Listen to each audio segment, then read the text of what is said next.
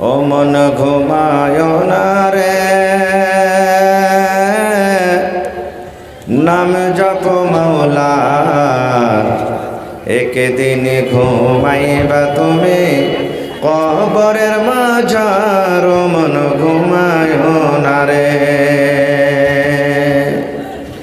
ও ভাই ঘুমায় না রে,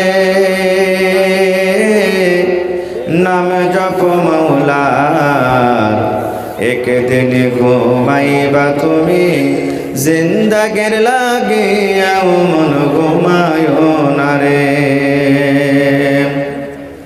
একদিন ঘুমাইবা তুমি কবরের মাঝার। ও মন ঘুমায় না রে,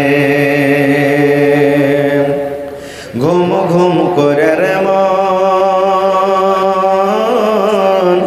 ঘুমের লাগিয়া, একদিন ঘুমাইবার মন, একদিন ঘুমাইবার মন কবরের মাঝার। ও মন ঘুমায় না রে,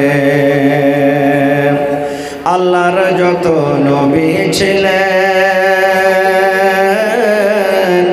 এ দুনিয়া মাঝার, আল্লাহর যত নবী ছিলেন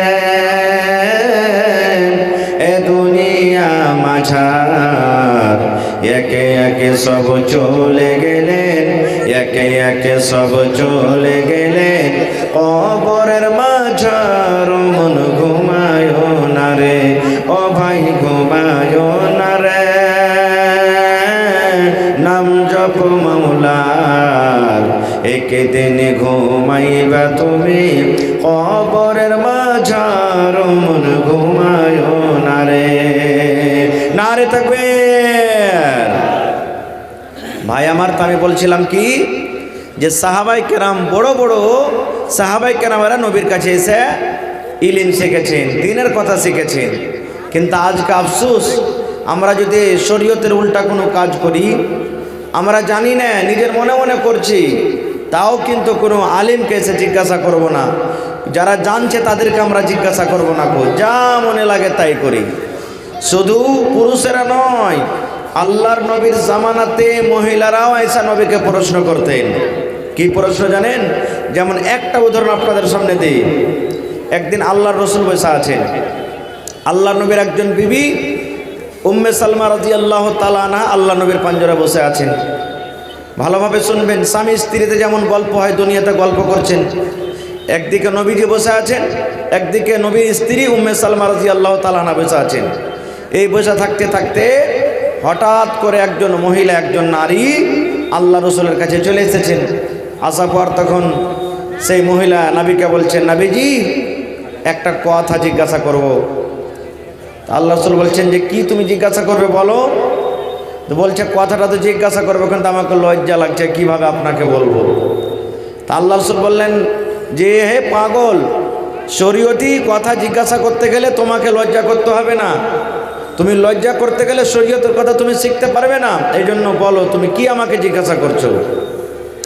এইবারে সে মহিলা তখন বলছেন যে আল্লাহ রসুল, যদি কোনো মহিলা, যদি কোনো নারীর স্বপ্ন দোষ হয়, নাইট ফল হয়, স্বপ্ন দোষ হয়, তাহলে কি তাকে গোসল করতে হবে? দেখেন কেমন প্রশ্ন করছেন আল্লাহ রসুল। যদি কোনো বেটি ছেলে, যদি কোনো মহিলার স্বপ্ন দোষ হয়, তাহলে কি সেই মহিলাকে গোসল করতে হবে? যখন কে কথাটা শোনা, আল্লাহ নবীর স্ত্রী উম্মে সালমা রাদিয়াল্লাহু তাআলা আনহা এত তাকে শরম লেগেছেন, এত লজ্জা পেয়েছেন, যে লজ্জার কারণে উড়নি দিয়ে মুখখানটাকে ঢাইকে ঘুরিয়ে বলছেন, সুবহানাল্লাহ, কেমন তুমি প্রশ্ন করছো জি, এ বাবু তুমি কেমন প্রশ্ন করেছো নবীকে? মায়া লোকের কি কোনোদিন স্বপ্ন দোষ হয়? এত তুমি এরকমভাবে প্রশ্ন করেছো? সুবহানাল্লাহ। যখন কথাটা বলা, এবার রসুল কি বলছেন জানেন? রে আল্লাহর বান্দি, এটা লজ্জার কোনো কারণ নয়, লজ্জা করতে গেলে চলবে না।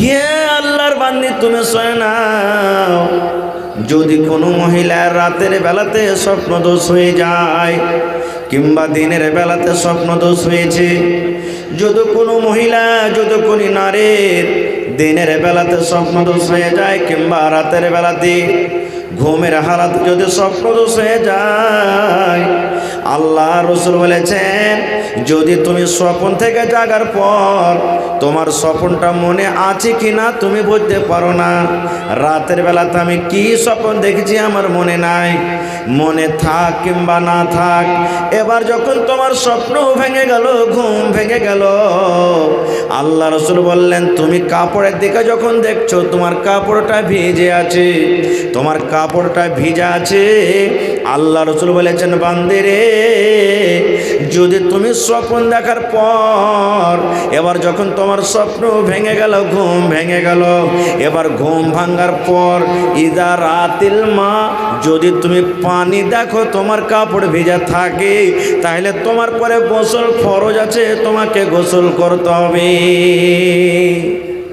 রসুল বলে দিলেন গোসল করতে হবে।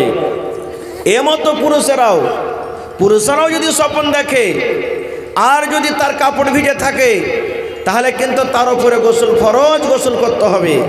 আর একটা মশলা শুনেলেন, ফতোয়া দিতে আসলে মশলার কথা বলছি।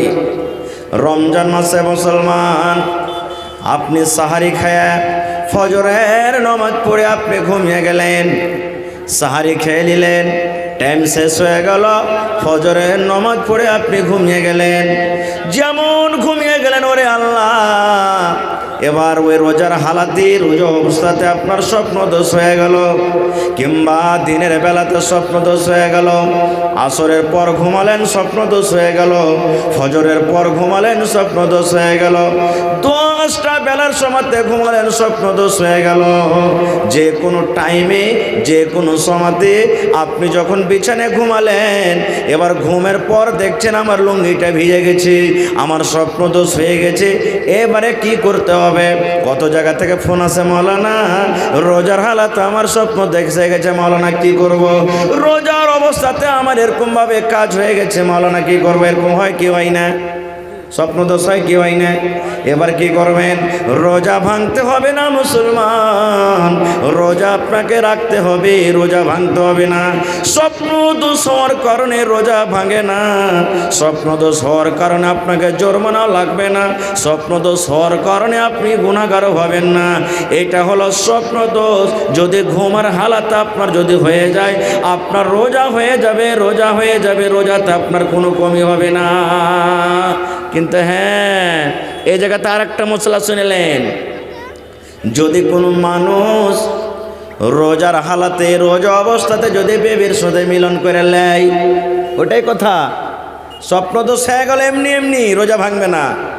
কিন্তু কোনো আল্লাহর বান্দা রোজার হালাতে যদি বিবির সাথে মিলন করে নেয়, রোজার হালাতে খাওয়া হারাম, রোজার হালাতে পানি পান করা হারাম, রোজার হালাতে চা খাওয়া হারাম, রোজার হালাতে শরীয়ত বিরোধী কথা বলা হারাম, রোজার হালাতে সাহারি খাওয়া থেকে নিয়ে ফজরের আজান থেকে নিয়ে এদিকে ইফতারি করা পর্যন্ত, মাগরিবের আজান দেওয়া পর্যন্ত যেগুলা হারাম জিনিস তো হারাম আছে, এবার যেগুলা হালাল জিনিস আছে, যেগুলা আল্লাহ রাব্বুল আলামিন আমাদের জন্য অন্য দিনে অন্য টাইমে হালাল করেছেন, ওই সমস্ত জিনিস কিন্তু রোজার অবস্থাতে হারাম হয়ে যায়।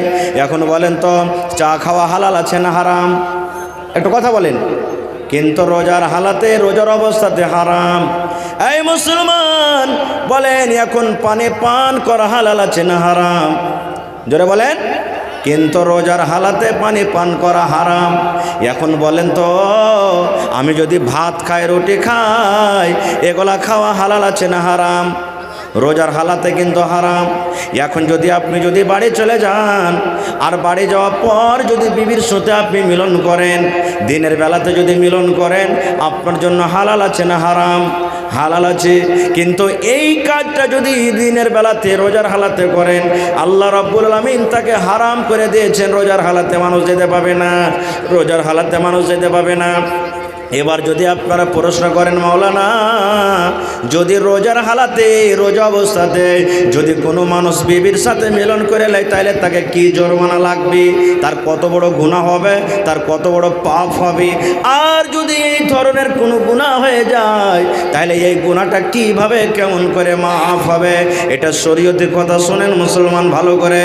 আল্লাহর নবী একদিন বসে আছেন, আপনারা যেমন আজকে বসে বসে জালসা শুনছেন, আল্লাহর নবীর দরবারে সাহাবায়ে কেরাম বসে আছেন।